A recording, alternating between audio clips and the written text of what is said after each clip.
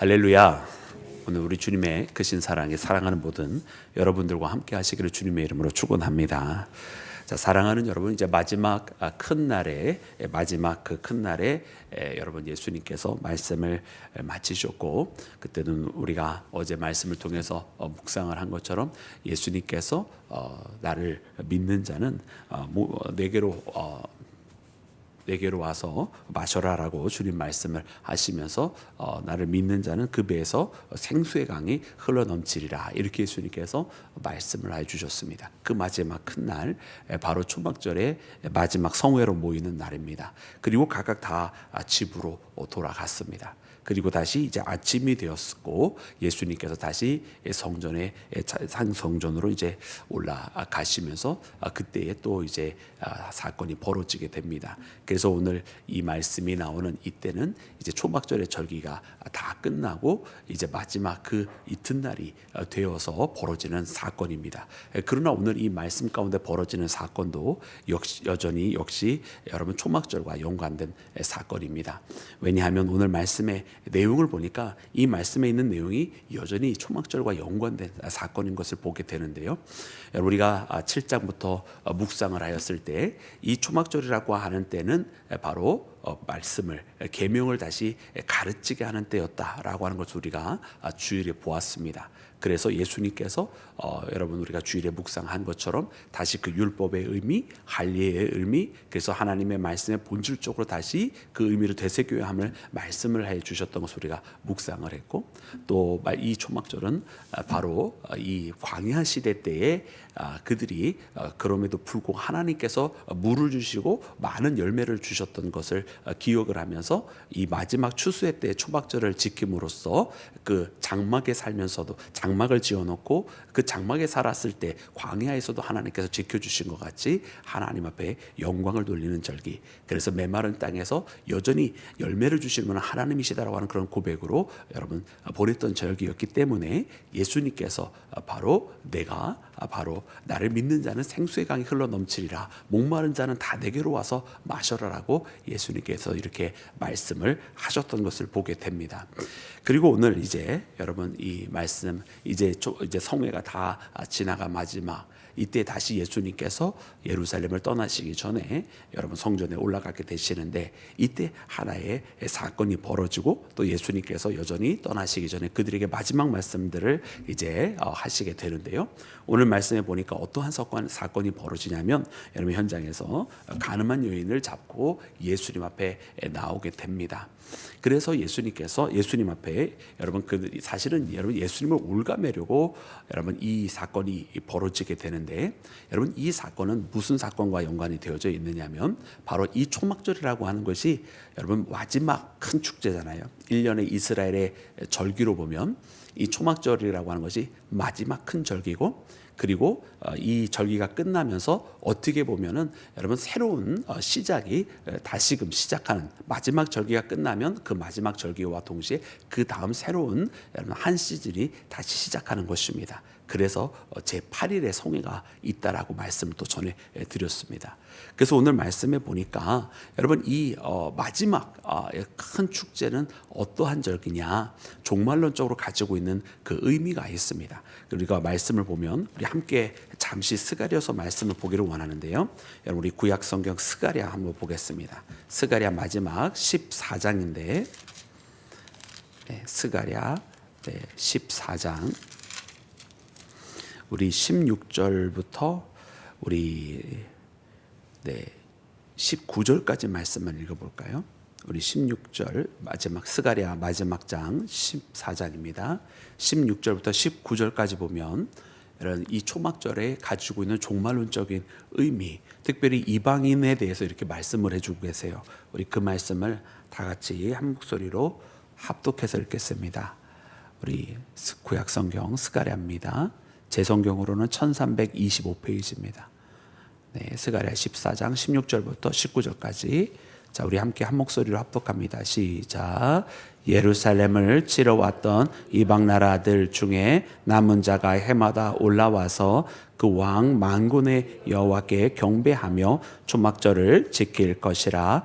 땅에 있는 족속들 중에 그 왕 만군의 여호와께 경배하러 예루살렘에 올라오지 아니하는 자들에게는 비를 내리지 아니할 것인즉 만일 애굽 족속이 올라오지 아니할 때에는 비 내림이 있지 아니하리니 여호와께서 초막절을 지키러 올라오지 아니하는 이방 나라들의 사람을 치시는 재앙을 그들에게 내리실 것이라. 애굽 사람이나 이방 나라 사람이나 초막절을 지키러 올라오지 아니하는 자가 받을 벌이 그러하니라. 아멘, 아멘, 할렐루야. 여러분, 그래서 여러분, 이 스가랴서의 말씀의 의미가 무엇입니까?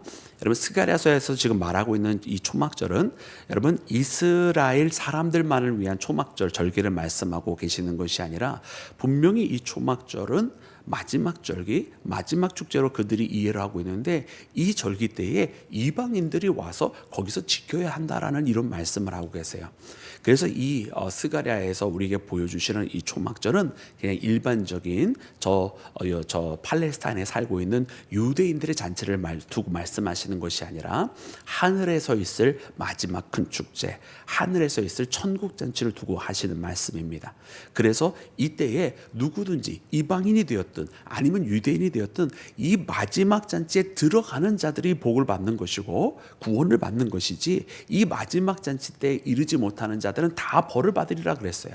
그것은 이방인이 되었든 아니었든 이것이 관계 있는 자가 문제 있는 것이 아니라 그 자리에 이 잔치에, 이 초막절 잔치에 있느냐 아니냐에 알을 놓고 그 벌을 받을 것이다 아니다가 결정이 된다고 말씀하고 계시잖아요.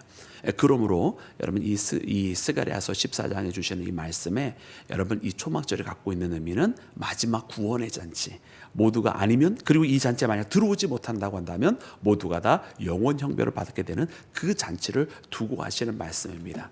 자, 그러면은 오늘 본문 말씀에는 여러분 어떤 사건이 벌어지죠? 한 가늠한 여인이 여러분 붙들려서 여러분 예수님 앞에 오게 됩니다. 그러나 오늘 본문 말씀에서는 이 가늠한 여인을 놓고 이야기를 해주실 때에 여러분 사실은 굉장히 중의적으로 말씀을 표현을 해주고 있어요. 첫 번째로는 예수님 당대에 예수님을 향한 공격이 어떠했는지를 우리에게 보여주시는 것이고요. 그리고 두 번째로는 우리가 이 사건이 지금 초막절이라고 하는 절기를 놓고 여러분 그 배경으로 지금 벌어지고 있는 사건이라고 하는 것을 동시에 우리가 보게 됩니다.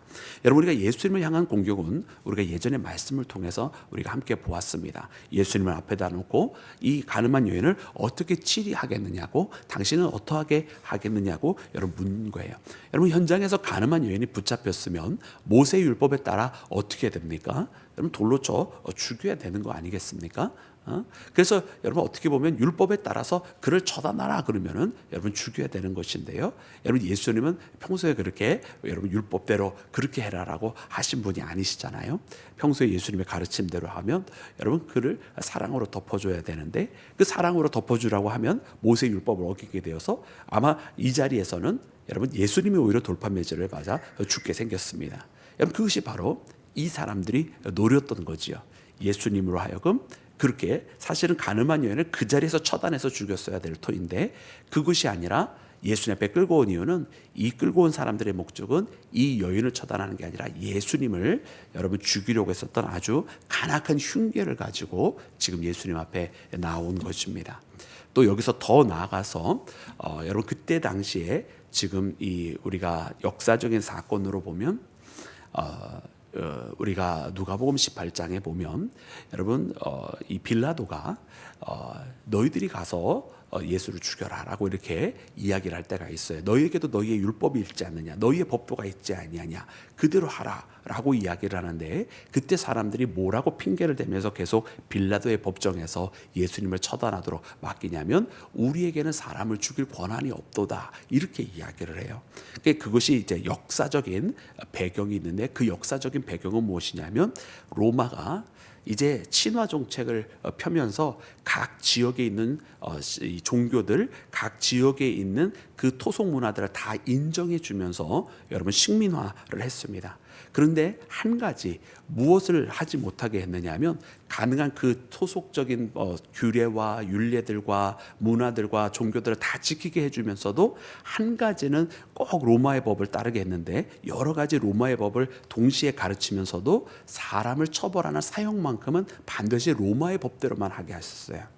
그래서 여러분 만약 여기서 율법대로 해라라고 하였을 때에 여러분 아이러니하게도 물론 실질적으로는 율법으로 치리하는 일들이 있을 수 있었겠으나 바로 이 예루살렘에서 만약에 예수님께서 모세 율법대로 해야 된다라고 말을 하면 또한 동시에 로마의 법에도 걸리는 상황, 예수님께서 평소에 가르쳤던 가르침과도 다르게 되고 로마의 법에도 걸리게 되고 또 그렇다고 그러지 말라고 하면 이제 사람들이 어떻게 하나님의 말씀을 가르친다고 하면서 저렇게 성전에서 열심히 하나님의 말씀을 가르친다고 하면서 모세 율법을 따르지 말라고 하느냐, 이렇게 하면서 여러분 예수님은 정말 이러지도 못하고 저러지도 못하게 만드는 여러분 그런 상황 가운데 만들었던 것입니다. 그래서 예수님께서 땅에 뭔가를 쓰시면서 여러분 말씀하신 것이 너희 중에 죄 없는 자가 이 여인을 돌로 쳐라 라고 말씀하시면서 사실은 예수님께서 완전히 이 시각을 바꿔버리는 거예요.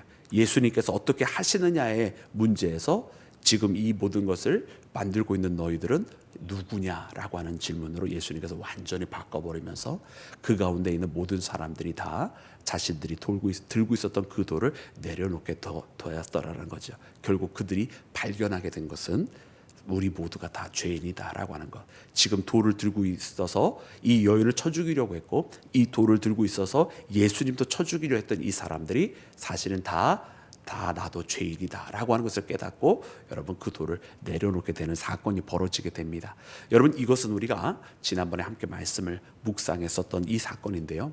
오늘은 우리가 계속해서 지금 초막절을 중심으로 계속 주일부터 말씀을 묵상을 하고 있는데 초막절을 중심으로 해서 우리 여러분 이 말씀을 보면 이 말씀이 그런데 왜 하필이면 예수님께서 초막절 기간에 예루살렘에 올라갔을 때 벌어졌느냐, 우리가 이 말씀을 봐야 된다는 뜻입니다.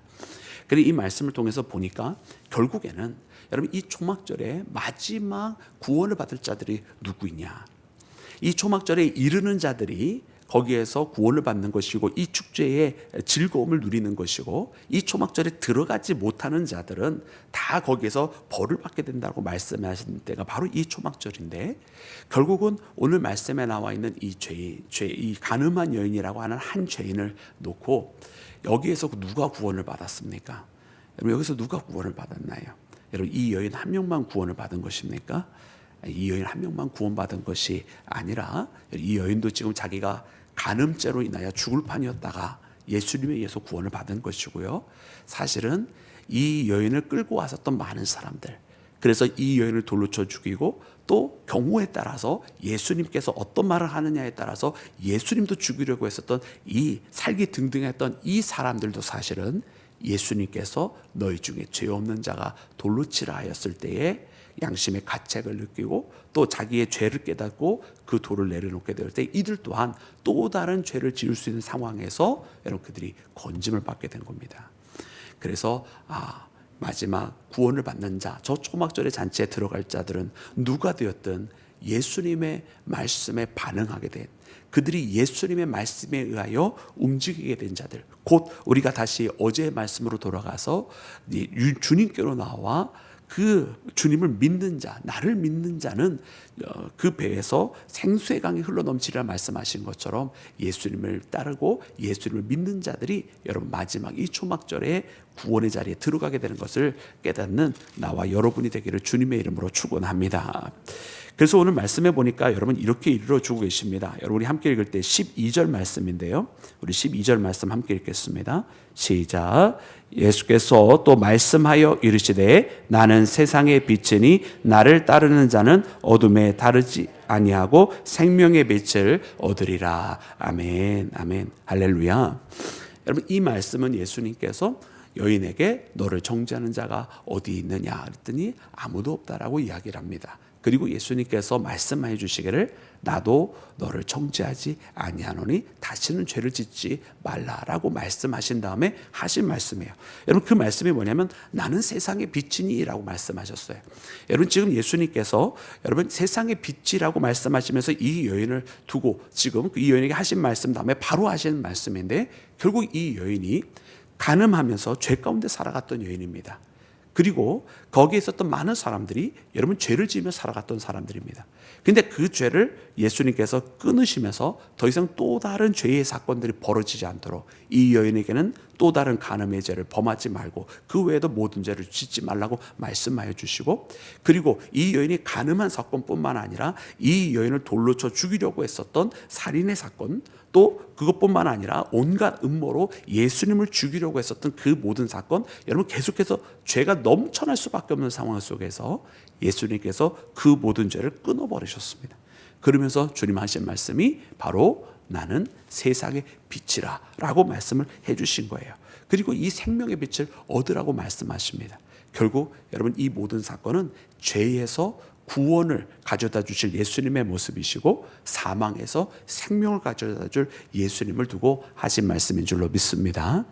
그래서 이 초막절에는 여러분 그 축제가 있을 때에 여러분 예루살렘에 큰 여러분 등잔대를 가져다 놓고 거기에다가 이제 불을 밝히는 여러분 그런 그 축제의 기간이 먼저 앞에 있다라고 말씀을 드렸잖아요. 7일 동안 축제의 기간이 있는데 이 밤에도 불을 밝혀 놓는 거예요. 그래서 밤에도 흥겹게 보통 이스라엘 밤은 여러분 쉬어야 되는 시간. 그 다음 날 그 이제 새로운 하루가 시작이 되어서 먼저 밤 가운데 여러분 하루가 맞춰지고 여러분 잠을 자야 되는데 그렇게 불을 켜놓고서는 여러분 축제가 벌어지는 것이거든요.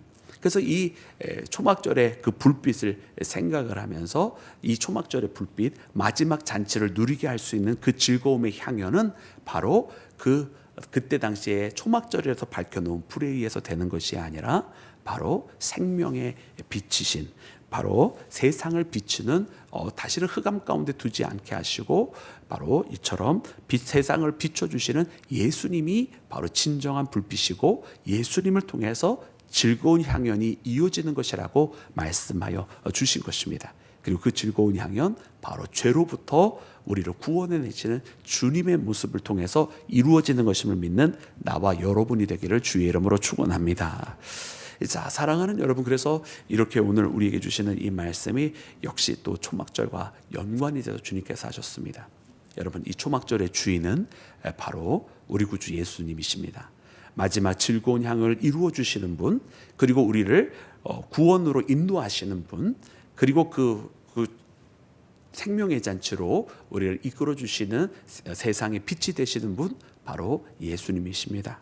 오늘 이 말씀을 꼭 붙들고 우리가 함께 이 시간 기도하기를 원하는 것은, 그러므로 여러분 마지막 우리가 은혜의 잔치까지 나아갈 텐데 그 은혜의 잔치는 예수님으로 말미암아 이루어지는 것임을 여러분 우리 마음속 깊이 묵상하면서 오늘 우리에게도 여러분 생명의 빛이 되시는 주님을 우리가 만나기를 원합니다. 여러분 우리에게 주시는 이 말씀 꼭 붙드시고 여러분 오늘 이 하루 승리하시기를 주님의 이름으로 축원합니다. 우리 함께 기도하겠습니다.